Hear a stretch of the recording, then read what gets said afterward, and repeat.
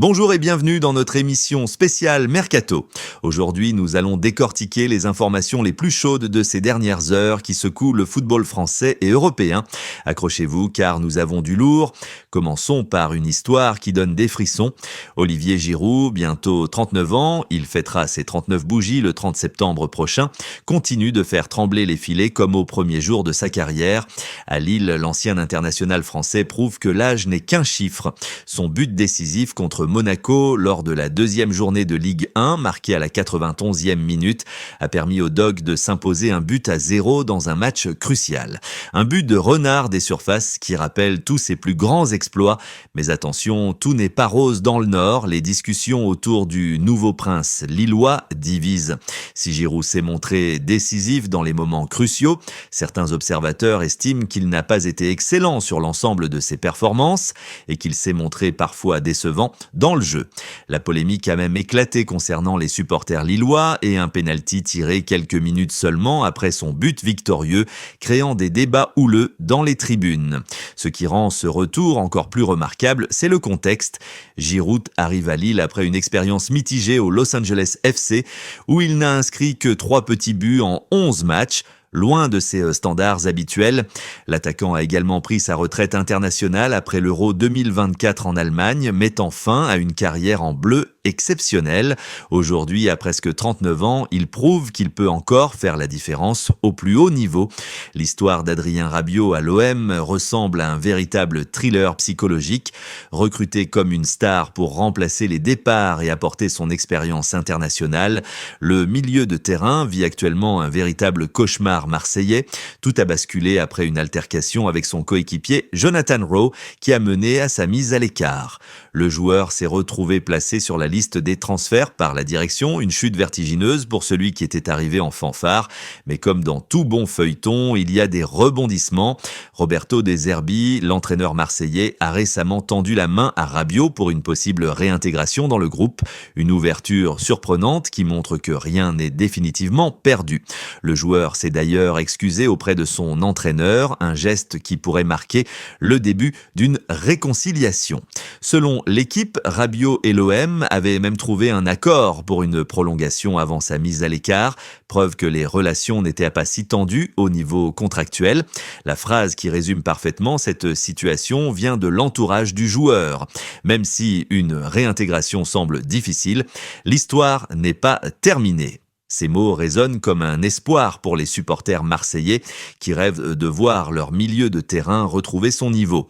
Adrien Rabiot a même déclaré qu'il ne serait pas malheureux d'être toujours olympien dans 8 jours après la clôture du Mercato, une phrase qui laisse entrevoir sa volonté de se battre pour sa place. Le feuilleton a pris une tournure plus personnelle avec les déclarations très offensives de Véronique Rabiot, probablement sa mère et agent qui ont fait couler beaucoup d'encre.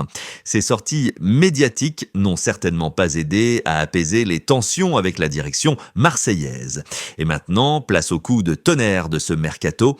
Arsenal vient d'officialiser l'un des transferts les plus spectaculaires de l'été en s'attachant les services d'Eberechi Eze pour la somme colossale de 67,5 millions d'euros, soit environ 78 millions d'euros avec les bonus. Ce qui rend ce transfert encore plus savoureux, c'est la manière dont les Gunners ont procédé. Arsenal a littéralement hijacké le transfert de Tottenham. Les Spurs pensaient avoir un accord en place avec Crystal Palace et le joueur mercredi dernier, avant que leurs rivaux de North London ne relancent leurs efforts et raflent la mise. Mikel Arteta a révélé que Eberechi Eze l'avait personnellement contacté pour explorer l'intérêt d'Arsenal alors qu'il était sur le point de signer à Tottenham. Une audace qui en dit long sur la mentalité du joueur et son désir de jouer pour les Gunners. L'entraîneur espagnol a qualifié Eze de joueur avec un X-Factor, capable de faire la différence dans les moments cruciaux. Avec 267 millions d'euros dépensés cet été, Arsenal fait clairement un pari sur l'avenir. Accrochez-vous, car nous entrons dans le vif du sujet avec l'information qui fait trembler la canebière. L'Olympique de Marseille a déjà tâté le terrain auprès du Real Madrid et envisage actuellement un prêt avec option d'achat pour Dani Ceballos, le milieu de terrain international espagnol de 29 ans. Cette opération s'inscrit dans la logique marseillaise de remplacer potentiellement Adrien Rabiot, mais pas seulement. Avant même le possible départ d'Adrien Rabiot, les dirigeants de l'Olympique de Marseille étaient désireux de recruter un milieu de terrain supplémentaire. La situation de Ceballos au Real Madrid joue en faveur de l'OM. Sous contrat jusqu'en 2027, le joueur peine à avoir du temps de jeu avec seulement 4 minutes disputées depuis le début de la saison 2025-2026 de Liga.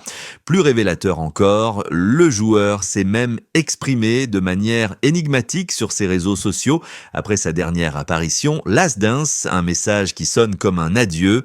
L'information exclusive nous vient tout droit de Fabrizio Romano.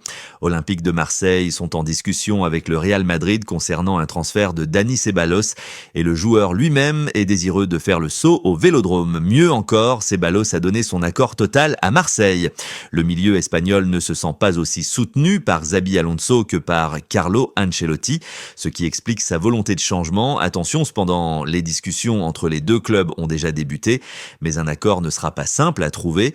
Le Real Madrid reste prudent sur l'idée de prêter son joueur, même si un prêt avec option d'achat est actuellement à l'étude. Cette formule permettrait à l'OM de sécuriser le joueur sans investissement initial massif, tout en gardant la possibilité de le recruter définitivement si l'expérience marseillaise s'avère concluante.